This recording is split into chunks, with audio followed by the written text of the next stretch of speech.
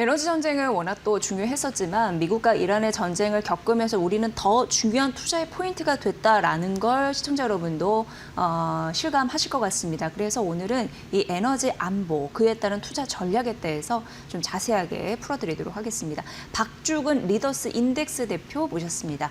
대표님 반갑습니다. 네, 안녕하세요. 네. 에너지 전략 굉장히 또 중요하게 부상이 됐고 이번 주에도 또 스포트라이트를 받을 수밖에 없는 sek터였고 앞으로도 그럴 것 같아서 좀 픽을 해봤고요. 그렇죠. 지금 국제유가와 천연가스 변동폭 이런 부분이 꽤 컸습니다. 평화는 쉽사리 오고 있지는 않은 상황인데 어떻게 이 에너지 가격 보셨습니까? 네. 지금 뭐 하루하루 사실은 피말리는 협상 결과를 지켜보는 뭐 우리나라뿐만 아니라 전 세계 많은 분들이 지켜보고 있는 것 같은데 저는 이러한 좀 불안함들이 일상이 될까봐 약간 걱정은 됩니다. 네. 어제만 해도 지금 국제유가를 한번 보자고요. 지금 이틀 전에 이슬람 혁명수비대가 호르무즈 해협에서 우리가 사진으로 봤지만 그 두 척의 화물선을 이제 선점을 하면서 국제유가가 지금 브렌트유가 지금 방금 오기 전에 확인을 해봤더니 이틀 전에 101달러였거든요. 방금 지금 106달러까지 올라갔습니다. 한 1.7% 정도 올라갔고요. 그나마 이제 그 6월 인도분 서부 텍사스유가 92달러에서 지금 97달러 5불 올랐거든요. 그러니까 지금 한 5% 정도 오른 건데 굉장히 많이 오른 거예요. 그 많은 분들이 그 지금 우리나라가 기름을 지금 주유소에 넣으시는 분들은 저도 오늘 아침에 넣고 왔는데 아직 느끼지 못하시는데 미국보다 우리나라 기름이 싸거든요, 지금요. 예. 미국 기준으로 하면 지금 1리터 한 3,000원 가야 됩니다. 네. 지금 휘발유. 미국보다. 예. 지금 미국보다. 미국 기준으로 하면 우리나라 지금 주유소에서 휘발유 1리터 3,000원 가야 되는 거예요. 그러면 이제 굉장히 타격이 심하겠죠. 우리나라는 그나마 지금 여기서 빠져 있는 것 같은데 어쨌든 이 폭등세가 좀 당장 문제는 LNG 가격이라 그러지 않습니까? 이 이유가 뭐냐 하면 우리나라가 지금 곧 이제 조금씩 더워지기 시작하잖아요. 6월 이후에는 우리나라가 어떻게 지금 전기를 생산하고 있냐면은 기본적으로 원자력 그리고 석탄 발전소가 이거는 사계절 내내 돌아갑니다. 그리고 여름에 이제 전기 소모량이 늘어나면 추가적인 전기 소모량을 뭘로 커버하냐면 LNG 발전소가 커버를 합니다.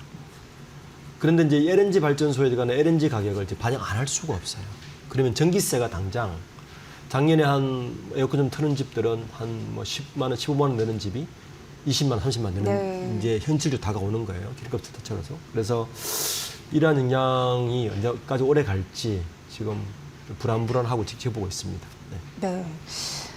지금 이제 국가적으로는 이런 전쟁이 터지면서 에너지를 어떻게 확보하는 것이 국가 안보를 지키는 굉장히 결정적인 부분이다, 과제이다 이렇게 느끼고 있습니다. 그래서 만약에 이제 전쟁이 종전된다고 하더라도 앞으로 이런 부분에 굉장히 신경 쓸 것 같거든요. 그런데 에너지의 근간 잠시 아까 언급해드린 게 원자력이었잖아요. 근데 스스로 이런 전쟁을 거치면서 스스로의 가치를 좀 입증하고 있지 않나 이런 생각을 해보게 됐습니다. 이란 전쟁 전과 후는 사실은 여러 가지가 많이 바뀔 것 같은데 저는 각 국에서 이야기하는 에너지 정책에도 상당 부분 방향 전환이 불가피할 것으로 보입니다. 우선 가장 중요한 게 지금까지는 LNG 발전소, 특히 이제 가스 터빈을 가지고 돌리는 LNG 발전소가 굉장히 효율적이라고 이야기를 많이 했거든요. 지금 상태에서는 LNG 리스크가 커졌기 때문에 원자력으로 방향 선회를 안 할 수가 없는 상황이 됐다. 이렇게 얘기할 수밖에 없고 최근에 그 IAEA 비롤 사무총장이 최근에 미국 CNBC와 인터뷰에서 이런 말을 했습니다. 미 이란 전쟁이 장기적으로 영향에 대해서 원자력이 부상할 수밖에 없다. 기대한다. 이런 얘기를 했습니다. 그리고 플러스 태양광, 풍력 등 신재생 에너지도 강하게 반등할 것이고 마지막에 하나 있습니다. 전기차가 급부상을 할 것이다. 이 세 가지 이야기를 했습니다. 그러니까 이 전쟁 이후에 에너지 관련해서 좀 관심 있게 보시는 투자자분들은 첫 번째, 원자력 부분이 시장을 탄력을 받을 것이다. SMR은 당연하고요. 두 번째, 태양광 풍력 관련한 신재생 에너지 섹터도 좀 부상할 수밖에 없다.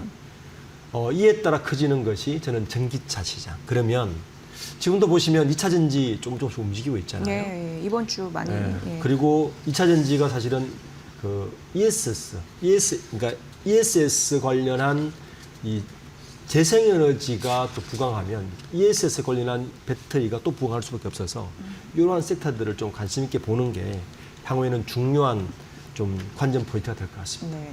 전력을 제대로 끌어다 쓰는 게 굉장히 중요한 그렇죠. 네, 그런 과제가 됐습니다. 워낙 AI 시대에 전력 굉장히 부상을 했고 네. 전쟁이 딱 나면서 이건 안보다라고 하면서 정말 이거 없으면 이제 생존의 문제가 된다 맞습니다. 이러는 것 같습니다. 네. 말씀해 주신 대로 재생에너지 그리고 선박 엔진까지 그러니까 네. HD 현대중공업도 부각이 됐던 게 네. 선박 엔진도 수출하고 막 이래서 이런 부분이었거든요. 그렇죠. 네, 범위를 이제 넓혀야 될 필요성이 있을 것 같습니다. 투자 라인도. 재생에너지 분야가 생각보다 광범위하게 번질 가능성이 네네. 높습니다. 우선 우리나라를 먼저 한번 보면요. 정부에서 최근에 발표한 걸 보면 2030년까지 재생에너지 설비 용량을 100기가와트 이상으로 확대한다고 지금 이미 발표를 했습니다. 그리고 새로운 신차의 40%를 전기차, 수소차가 차지하도록 유도한다까지 네. 같이 발표를 했기 때문에 지금 산업계에서는 원유 등 1차 에너지 자원을 줄이고 전기로 진화하는 것을 좀 가속할 수밖에 없는 상황이라서 앞으로 지금 방금 이야기했던 대로 선박 에너지는 당연히 따라가는 겁니다. 지난주에 우리가 좀 볼 뉴스가 뭐냐면 중국의 모 조선소에서 네. 컨테이너선을 100% 전기 컨테이너선을 만들었습니다. 지금 우리나라가 캐나다 잠수함 사업 뛰어들었잖아요. 네. 거기에도 보면 그 잠수함이 어떻게 돌아가냐면 사실은 배터리로 가는 잠수함입니다. 그러니까 디젤로 돌려서 배터리 충전을 한 다음에 그 충전된 배터리가 물속에 들어가서 네네. 자망을 하는 형태거든요.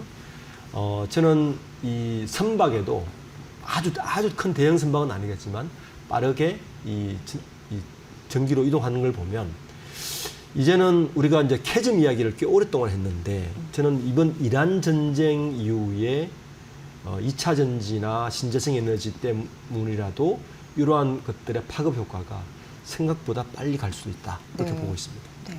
그러면서 이제 ESS 저장 장치 이런 부분으로 더 부각을 받겠죠. 그렇죠. 예, 예.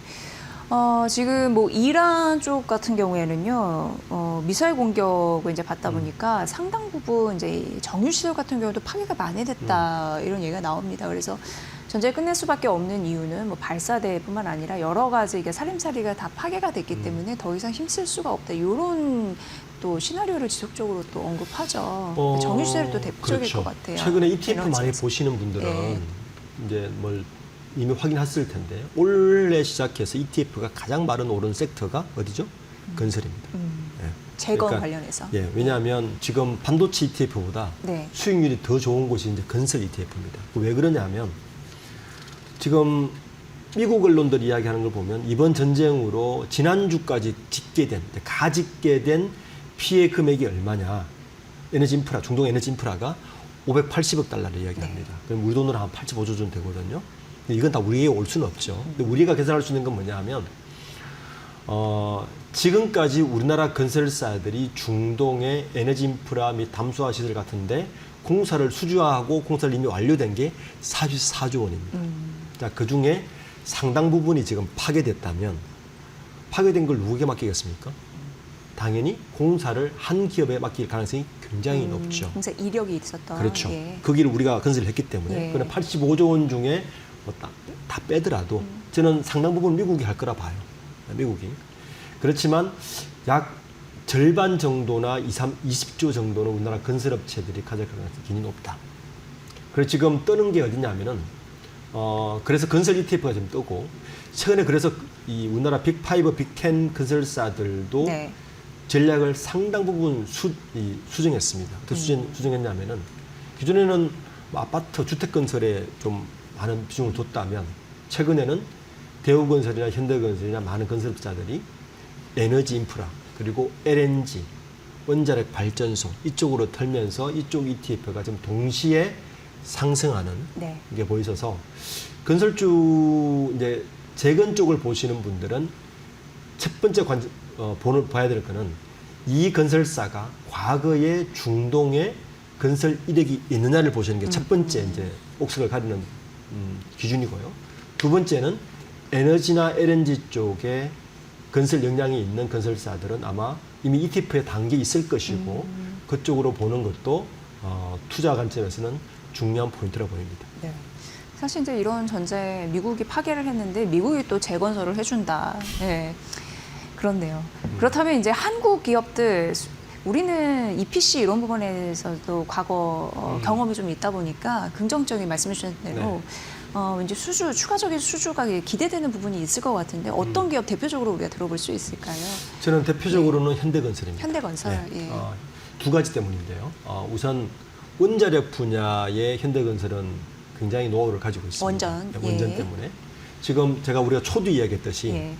이 이란 전쟁 이후에는 국제 에너지의 전략이 굉장히 선회할 수밖에 없다. 어디로? 원자력. 일단 네, 원자력으로. 네. 그러면 미국에서 발표한 자료를 보면 최근에 2030년까지 신규 수주가 100기 정도는 돼야 된다는 겁니다. 100기. 우리나라도 4, 5기가 예상하거든요. 그러면 이 원전을 건설할 수 있는 국가는 전 세계에 미국, 프랑스, 러시아, 우리나라 정도밖에 없습니다. 이제 그 중에 가성비가 높은 우리나라. 네, 네. 저는 특히 중동에 강한 우리나라는 상당한 수혜를 볼 것이다. 그럼 그 중에 어느 기업?